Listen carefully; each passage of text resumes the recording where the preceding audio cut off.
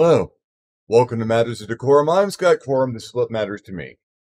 I thought I would do something a little bit different today and perhaps for the next few episodes, because it's 4 o'clock in the morning and I've lost control of my life. There are better than even odds I'm not wearing long pants at the moment. I have been running some Dungeons and Dragons, not just any old thing, but creating campaigns from scratch off the top of my head with a lot of player input, a lot of character-based campaign planning. But when you do a character-based campaign planning, it helps to have a framework, some place to set the adventures and something for people to have common context with. I've been able to do it with some of the games by going back to old games that I've run parts of and grabbing bits and pieces of that and assembling it into more or less a framework, a history, something that a joined world can be drawn from. But what really helps more often than not, is a map. There are lots of maps out there. You can grab a map of Europe and be perfectly good, or any of hundreds of commercially available maps for Dungeons and Dragons settings. It's your campaign. That map is of whatever you want it to be. I like to make my own. I like to make my own maps because as I am building the map, as it is happening in front of me, and they do kind of happen, I don't do a lot of planning going into it. I let the properties of the map and the land that it describes become an emergent thing. And as I'm looking at new features, the stories that exist in those places start to become evident to me.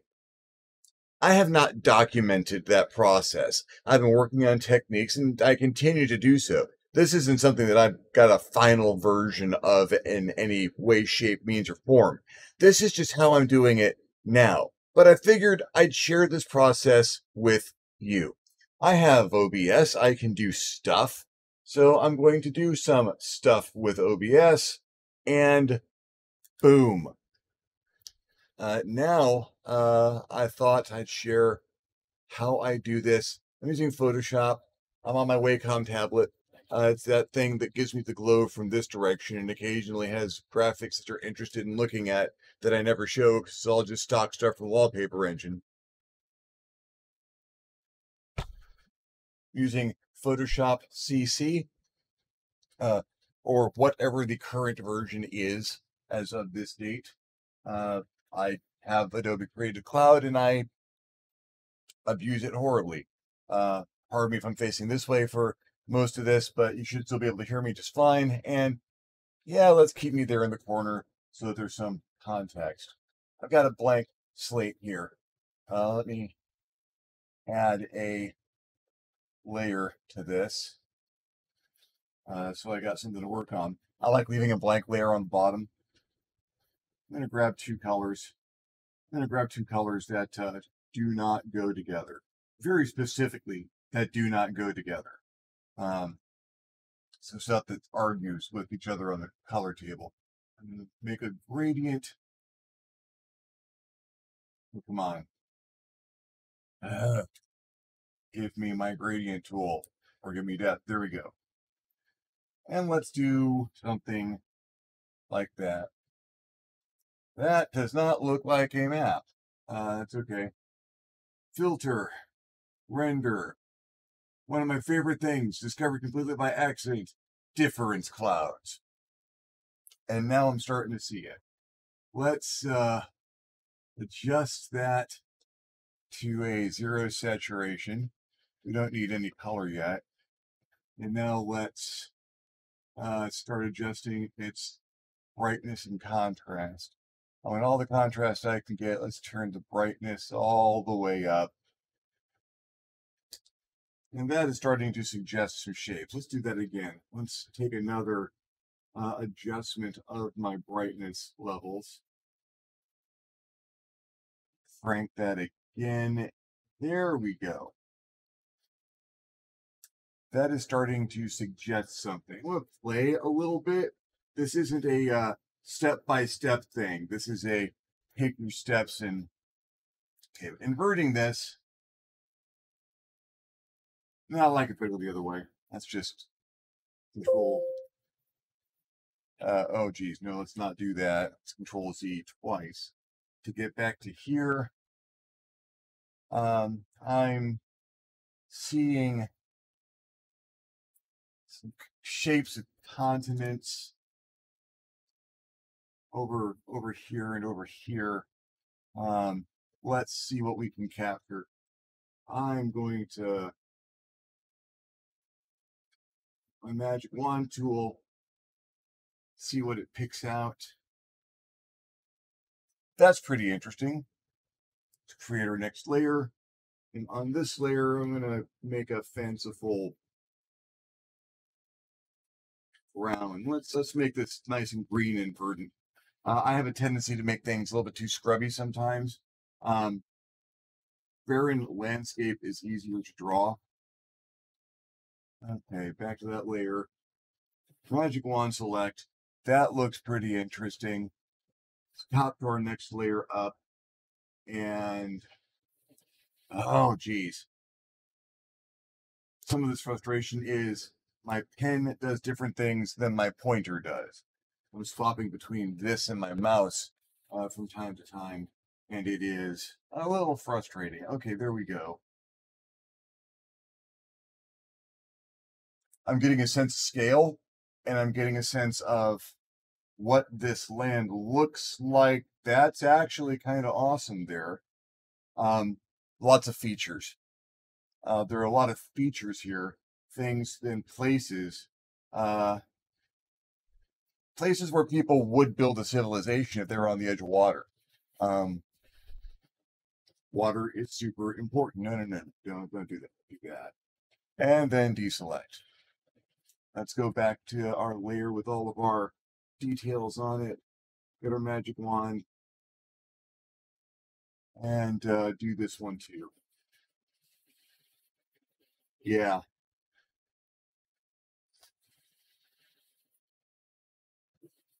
I'm going to do that a few times.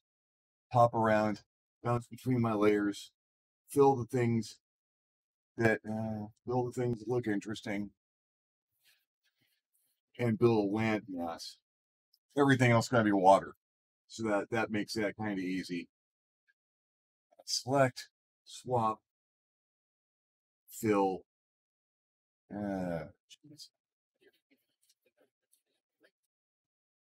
Like I said, it's 4 o'clock in the morning. My sleep schedule's gotten wrecked by the heat wave. There is an air conditioner in the corner now. Thank you, Anna, for placing an order that's probably going to save my life. But I've gotten used to sleeping in these weird 4 hour jumps that are doing nothing for my my overall mental acuity. But I can think because there's cool air, and if ever I associated with a Lovecraft story, now I really am. It's one of my favorites too, so that kind of works out. I like this archipelago kind of feel. Sense of scale. This is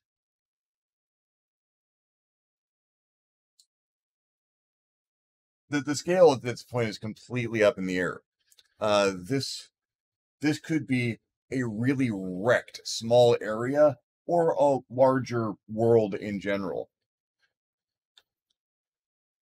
In a medieval or fantasy setting, this would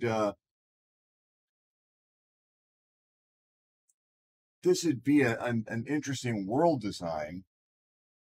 It's a real interesting world design because you're going to have areas that, unless you've got some kind of advanced magic or technology, you just can't reach it from some areas.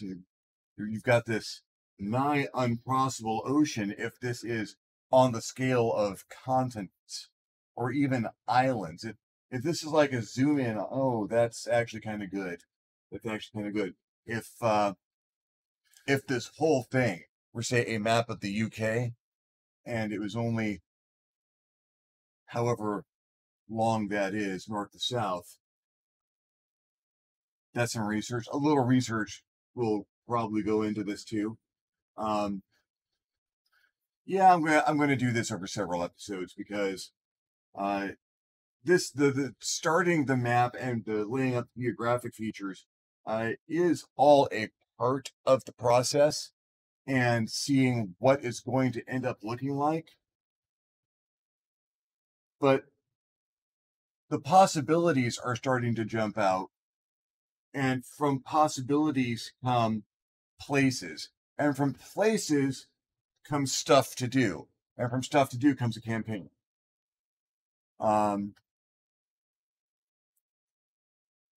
This is far from the most tedious part of the process, but at the same time, it's not so much tedious. I'm charting a new world.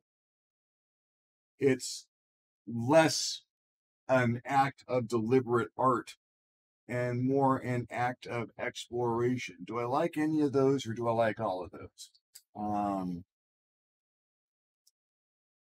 Let's no, let's not do that. Let's select a couple of these at a time now. Oh, let's actually select a couple of these at a time and stop hitting the wrong things.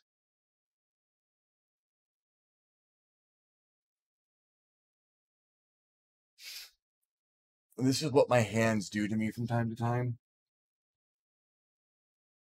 which is, that's the nature of the beast. So I've been moving gradually east across this map. Not all of these areas are going to stay green, because I can already see some possibilities for some desert, some mountainous regions, even some Arctic areas, even in a fairly small map, even if this is just a UK-sized map.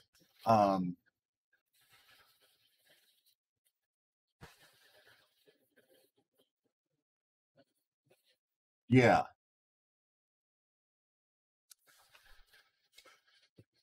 If your campaign is going to be based in a city, we're going to have a bunch of rogues running around doing political intrigue in a good sized city or a city state. It helps to have a map just so that you got some idea of the the geopolitical structure going on around them.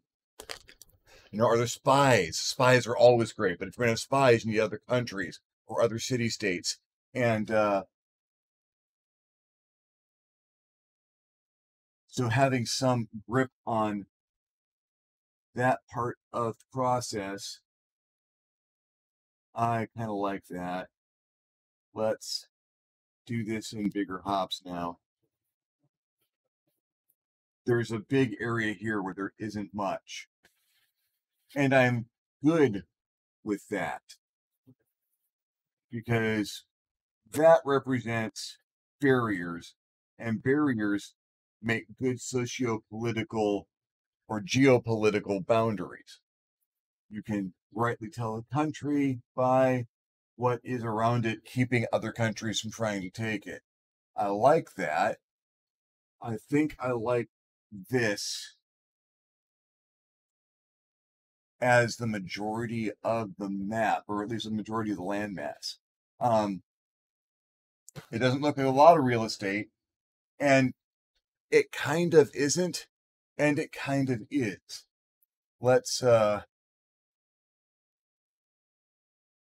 deselect that. Let's take the opacity of the landmass layer down a little bit and let some of that detail come through. There's just not a lot of detail. That all got selected really well. Okay.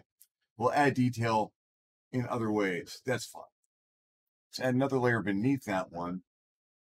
Let's come up with a good watercolor. I don't do consistent watercolors. I mean, I could, but consistency is the hobgoblin of tiny mind. And fill brush and boom. Oh my God, that's terrible. Let's fix that a little bit because I liked what was going on there. Yeah. Now we're talking because ocean is real estate. And this suggests that there are varying depths. You have an ocean floor map going on here. And I'm sorry, that's sexy because oceans are important. Let's grab that top layer, throw a stroke modifier on that. And now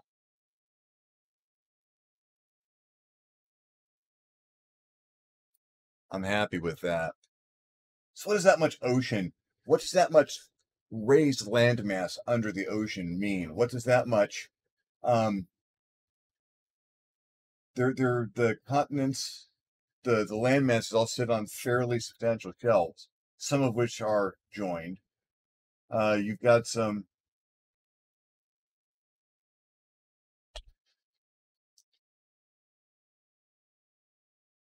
I mean, not for any purpose other than to just illustrate something, but you have an entire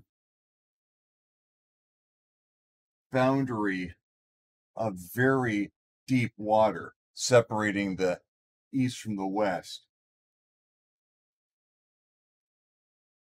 And you've got some places that have a shot at crossing over, but say, so this trip, yeah, you can probably do that with decent ships, but getting from here to, okay, that's a decent trip. That is not.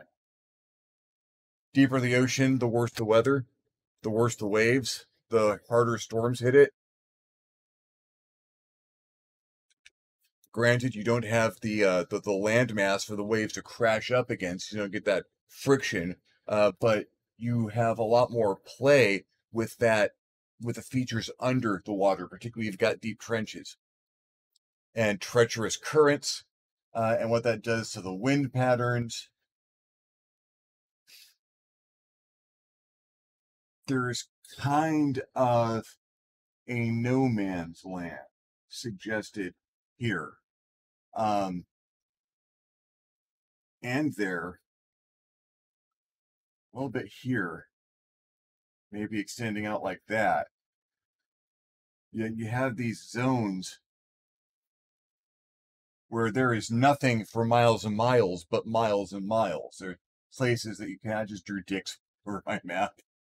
You go, Scott. Um,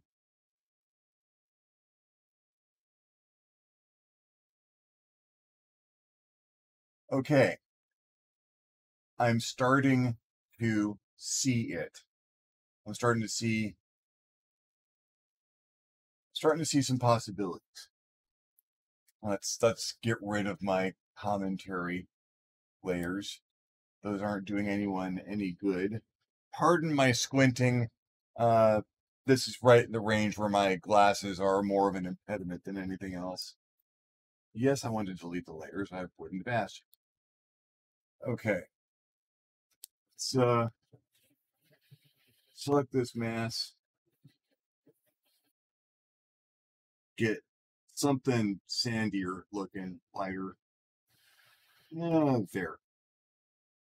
And we'll go to not a forest green, but verdant.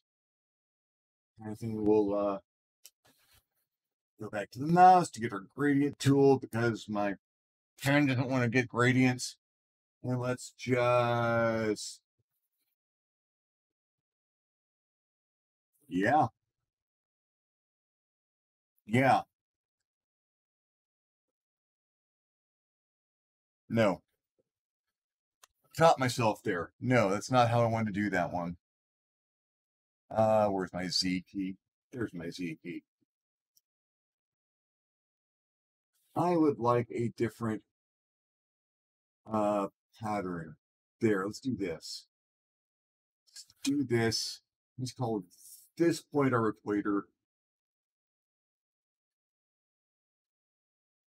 Now, why did I just do that? Well, I don't mind things going a certain amount of climatic shift east to west, but most of your climatic shift is going to come north to south.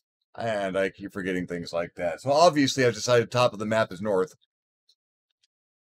I'll design a compass figure pointing north at some point, or an N and an arrow. The map will tell me what it wants to look like. Let's do that another couple of other times. Let's do it here. It sounds fast like that. That works. That is giving me some life and some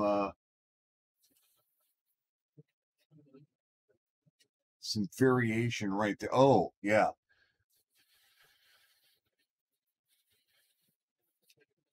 One of the things I'm going to have, because I'm doing this with random shapes and whatnot, is the human mind's ability to draw patterns from what it sees, whether a pattern exists there or not.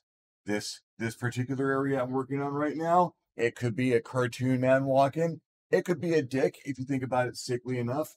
You're going to see those on your maps, and well, dicks happen. Okay, already this is suggesting to my eye. That's not what I wanted to do, right? Already this is suggesting to my eye, uh, I'm gonna leave those green. I'm gonna leave most of those islands in the middle green. Yeah, and that is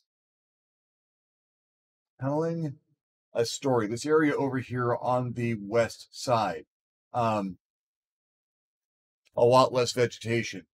The larger landmass has mostly uh, sparsity, desert.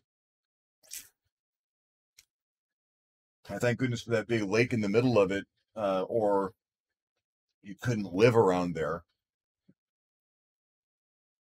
And that makes those lush green islands just to the east super attractive for people living there.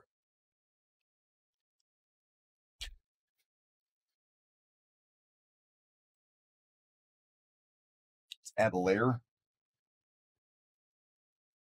and pick up some gray, something kind of slate-ish.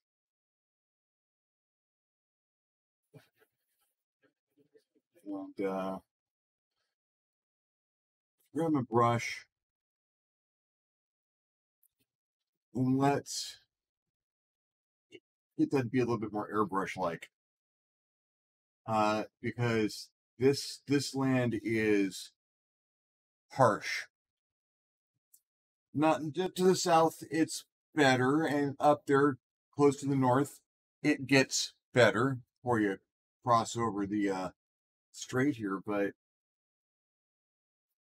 harsh areas need mountains, need mountainous regions.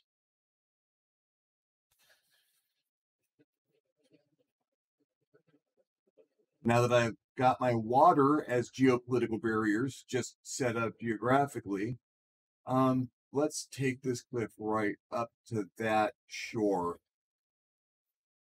there.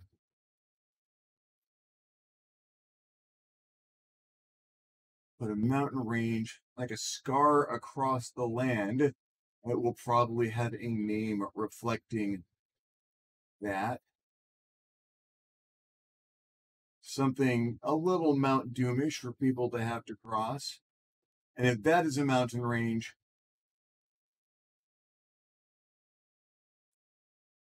then that mass there,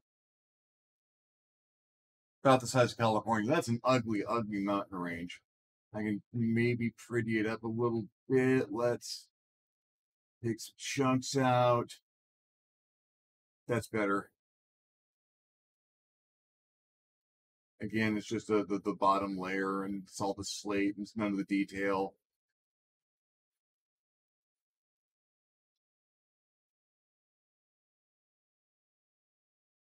Now, do I like it? It's the great thing about playing like this, because it is just a click of a icon to make that not be a thing.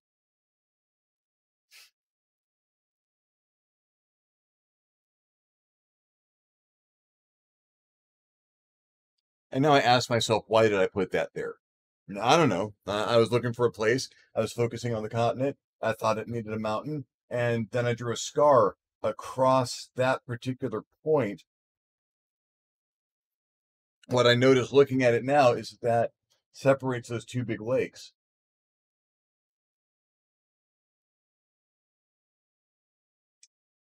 I mean, the one to the south could be a very, very big lake. One to the north could almost be a very, very small sea.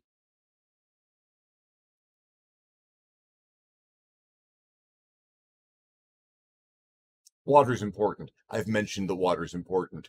Uh, you need the things that are going to let people live. You need sunlight, vegetation, resources, water being amongst them. At the top of Maslow's hierarchy, air, water, food, shelter coming right after that. Uh, and if you have water and land, you can have food. It might be hard to get your food.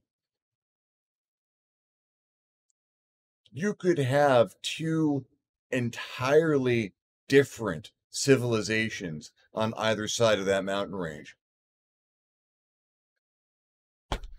Looking at it from a medieval mindset, or even a fantasy mindset, where there's some influence of magic and pseudo higher technology, steampunky stuff. Uh, Mountains can form more or less impenetrable barriers. We're going to put a snow cap on top of that, so it is actually a hazardous mountain range to cross. Let's do that now. Do that on another layer so I can modify either of them freely. Throw in some white and just take my brush down a little bit. And there. Snowy peaks. It's like Bob Ross doing D&D maps. Snowy peaks almost all the way across. And now, unless you have a very dedicated group of explorers, travelers, that's impassable up to a certain point of social development and technological development. That is a hard barrier. That is as good as an iron wall a mile high. Because mountains are things that kill people.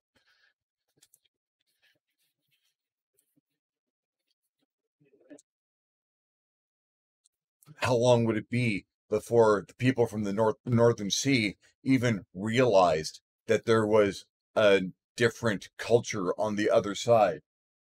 I'm seeing a world where there was probably some kind of diaspora, someone seeded people, humans and demi-humans, across this map. It might have, well, there might have been a disaster that made the map look like this. Something that split stuff up. That'd kill everyone there, unless, again, magic was involved. But, early oceanic travel could have landed folks on either side of that that sea to the south, just where the cliff butts up. That could,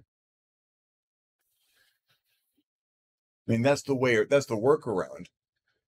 But you have to have a reason to go there. You have to have a reason to explore. They're expanding that much. The folks from the north could expand that much. A little more resources, a little greener around there. The folks in the south around that lake, well, they're hungry. Also a good reason to explore. Might not have the ability, but they certainly have the motivation, don't they? Okay.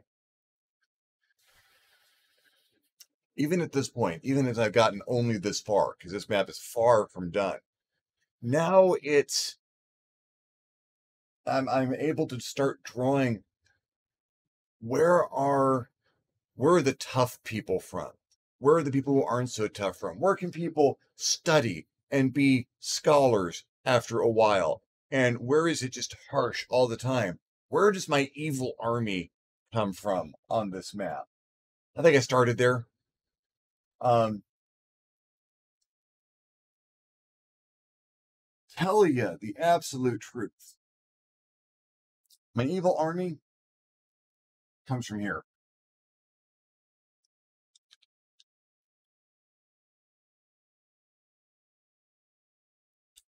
To that end, I'm going to hop back to my mountain lair once I find my mountain lair. Here's my mountain lair. I'm going to grab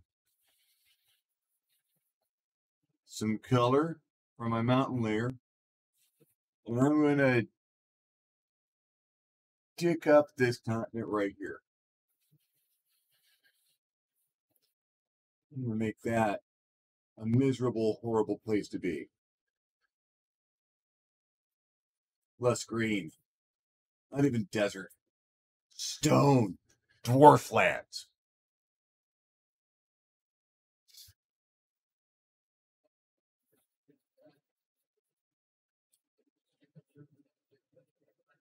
Let's make it a little sharper, craggy. Just make that corner of the map look inhospitable as crap. Oh yeah, like it wants to stab the rest of the map. And on top of the gray, snow caps of the dwarven lands.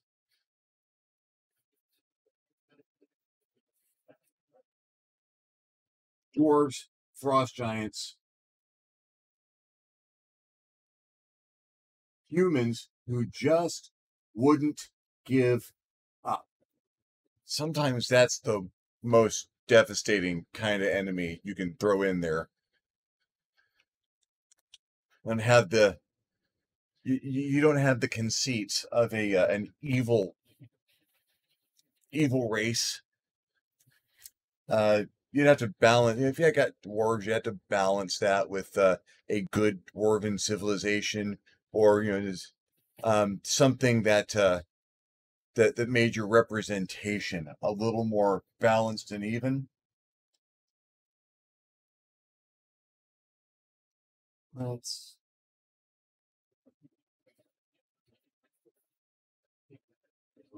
darker, with some lines. Detail that up a little bit. This just became very important to me. We're going to add some details to just punch it up. That's a rough area.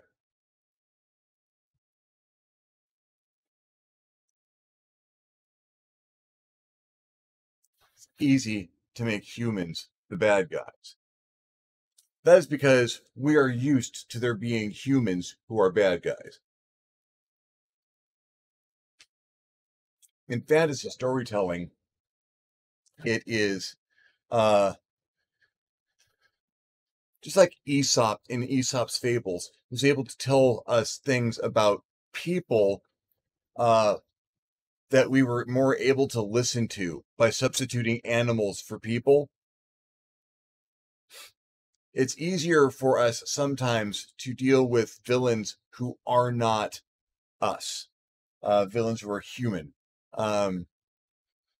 Drow, Duragar, those harsh dwarves.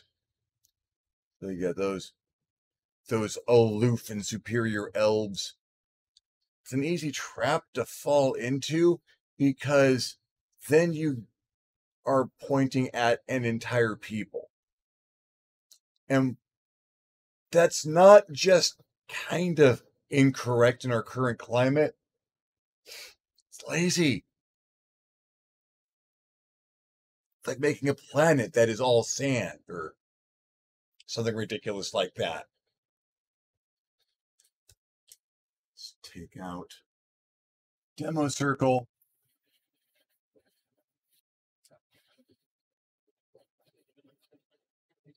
Where do the player characters start off on this map?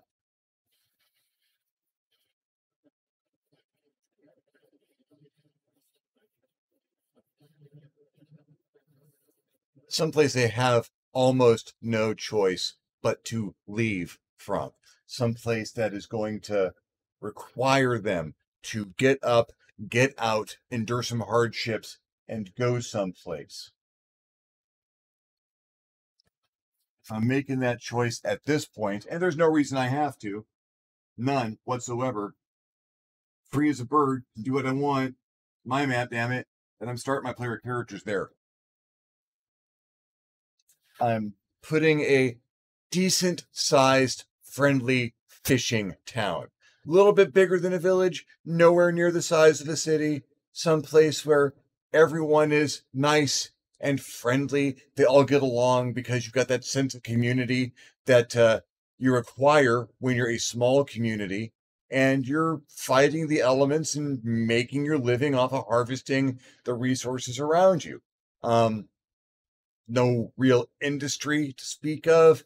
Crafters, very skilled crafters, net makers and boat builders and sail stitchers and all the other things that make life necessary. People who can weave baskets into fish traps, or just an artisan community of fishermen and craftspeople.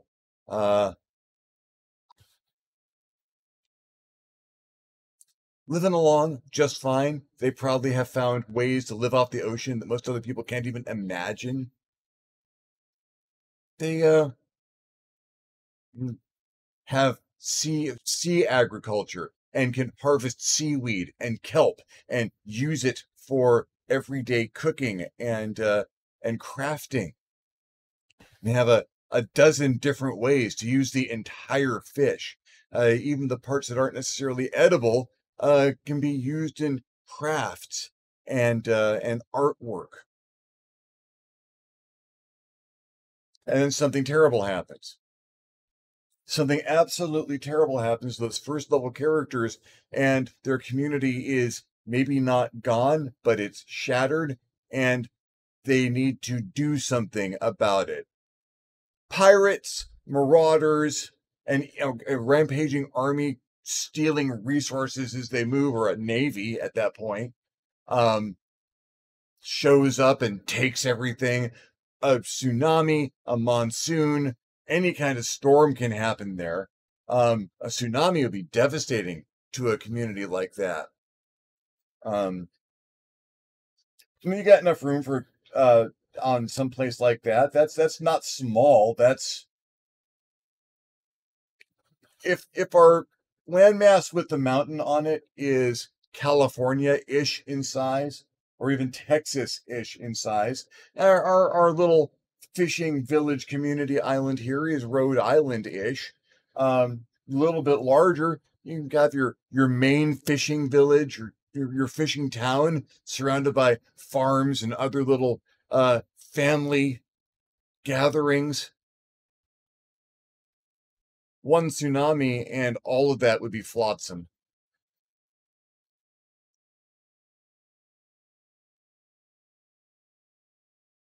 Sea monster, dragon turtle. A dragon turtle would devastate that place, wouldn't it? And your first level, and you got no chance against whatever it was.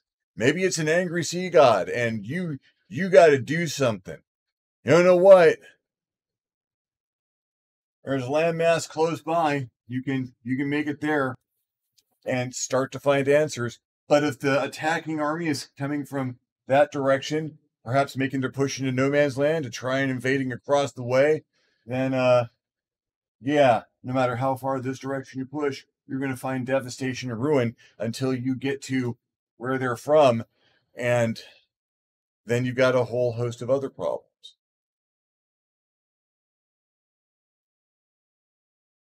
I have rambled for a while. Again, this is probably going to be an ongoing thing. I've just started. Pardon me while I lean in. So I'm going to save this right now. Let me go back to my Photoshop, Control, Save, make the asterisk go away, and yeah, I'm going to do this for a few weeks, unless you tell me you don't want to see it.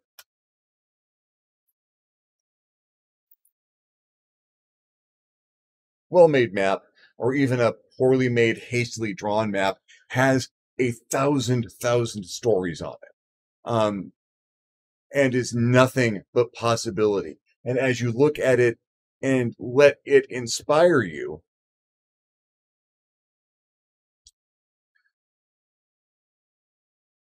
yeah, I'm very pleased with how this is turning out so far. Because once I figure out what the land masses are and who is there, then we get to turn our eyes to the oceans and populate those. But that is another story. For now, thank you very much for watching. If you liked the video, give me a thumbs up. If you didn't like the video, give me a thumbs down. Feedback is feedback. Let me know what you think about this format, me doing stuff like this. Leave me a comment below. Other stuff you'd like to hear me talk about, things you'd like to hear me address. I will love getting your comment. You will love leaving me one. If you haven't subscribed to my channel yet, why not? My channel is awesome. Go ahead and hit the subscribe button if you would be so kind. If you do, also you want to hit the little bell notification button next to that so that you're alerted when my videos become available. If you'd like to help channel out in a more substantial fashion, I invite you to hit me on Patreon page, www.patreon.com/ScottQuorum, and consider donating. Absolutely anything helps. Allows me to make better videos more often. In the meantime, thank you very much for watching. I'm on a journey, and I hope you will continue it with me. I'm Scott Quorum. This is what has mattered to me. And I'll see you next time in the next Matters of DeCorum.